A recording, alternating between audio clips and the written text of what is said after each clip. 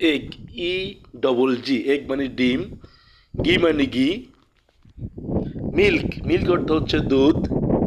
আমরা এই শব্দগুলো আমরা বেশি বেশি করে পড়বো।